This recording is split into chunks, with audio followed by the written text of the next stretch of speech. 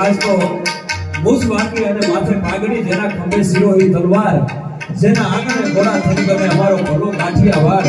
સોરઠ ધરા જગ દુની ગરવો ગઢ ગિરનાર, આવજડા હેઠળ પીવે જેના ઢોકડા ઘર દેનાર. માગણ નોંધાય માગવા અને દાતાર નો પાડે ના, પણ પરાયે હા પીડા કોઈ સમજી ન શકે. સંતરા ભલા માણસ સીધો અનુભવ જેને થયો હોય ને એને જ ખબર હોય. મારે હવે વડીલો બેઠા છે, મને એક નાનકડો પ્રસંગ યાદ આવે.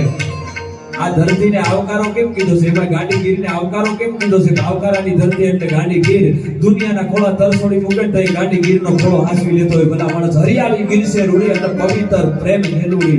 પવિત્ર કીધી છે, પવિત્ર શબ્દ લગાડવો ને, સિમ્બોલ લગાડવો ને એની કિંમત છે. લોગો તેની ઉપર લગાડવો ને એની કિંમત છે. બાકી તો નામ તો ગમે બની જતું હોય છે, પણ પવિત્ર પ્રેમ ખેલુડી, હરિયાળી ગીર છે રૂડી, પવિત્ર પ્રેમ ખેલુડી. તો હું કાયમી માટે એમ કહું છું કે ગાંડીગીરમાં હિરણ નદીમાં પૂર આવતું હોય અને અહીં મોજા સુમાહામાં ઉછળી અને પોતાની કિનારોને થપાટો મને મારવા અને એમાંથી એક કોકો પાણી ભરી અને તમારા મુખાગ્ર સામે રાખી અને પાણીને ગોગનભાઈ એમ પૂછો તું ક્યાંથી આવે?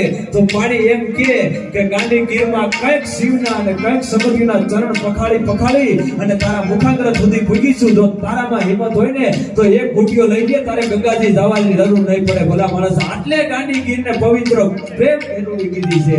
અને લીમડીથી મારા ચક્રદાનભાઈ જેઠા એને એક દોહો લખેલો, માગણ નો જાય માગવાન દાતાર નો પાડે ના, પણ પરાયે હા પીડા કોઈ સમજી ન શકે. શંકરા શેની ઘડી શંકરદાનભાઈ જેઠાની અને પોતાનો દેહ છે ડગમગતો હતો. સરસ મજાના કવિ હતા, રાજકવિ કહેવાતા શંકરદાનભાઈ જેઠા. અને પોતાના બે દીકરાને શેની ઘડીએ બોલાવા બેટા અહીંયા આવો તો બે દીકરા આવ્યા, બાપુ બોલો.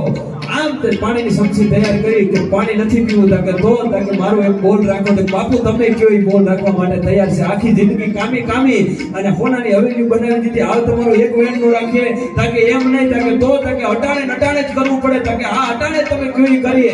તાકે આપણો ગેટ છે ને, તાકે હા તાકે એને પાડી અને એને સણી દો. તાકે બાપુ આવો સરસ મજાનો ગેટ સણવાનું કારણ શું? તાકે ના એને તમે સણી અને હારો એ ગેટ છે એને સણી બીજે ઠેકાણે ડેરી પાડી દો.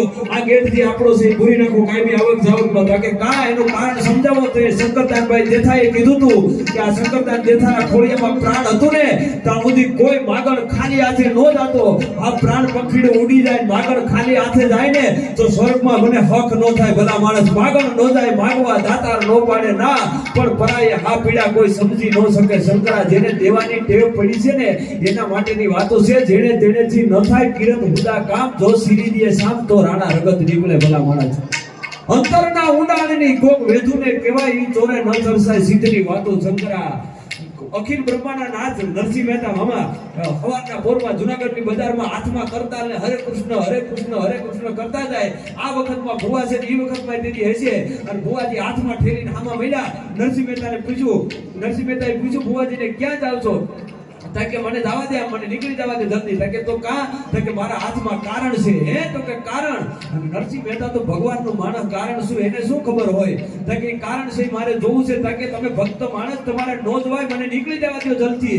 આ કારણ જો જોઈ ગયા તો પેઢીઓ નાબૂદ થઈ જાય. ભુવાજી કે તાકે નહીં મારે જોવું.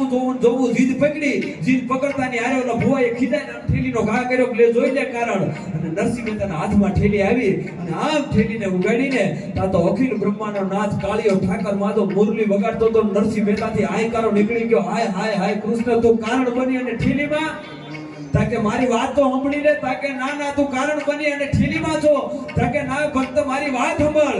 તાકે શું? તાકે બધું આપવા છતાં કઈ એની મનોકામના અધૂરી ન રહેવા દેવા છતાં જો સમરબંધીનો દીકરો એમ કહેતો હું કોઈને કઈ ન આપું તો એને એટલું કહી દેજે ક્યાંક ડોક્ટર બની, ક્યાંક ભૂવો બની અને ક્યાંક કારણ બની હું કૃષ્ણ ગઢવું એના મનનો થાકો એ કાઢી નાખે. શરીરે ધર્યા લાલ પિતંજ વાઘા પતંગ ઢેલી ધરી વેડા હોડ માથે ગુના કેત વાઘા લીએ વારણા લીધ ધાકા કડે કટારા ભેટ લીધી કસીને એ ફોળે કળાતો દેજ એવું સસીને. ભલા માણસ કોઈને મનમાં તો એવો ઈમાનદાર